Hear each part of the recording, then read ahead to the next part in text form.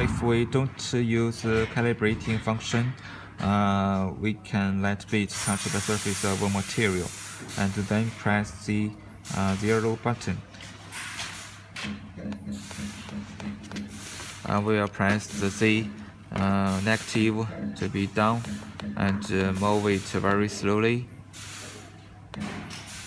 And to confirm that the bits touch the surface of the material. Now you can see we will use when we move Z axis, it's move 1.1.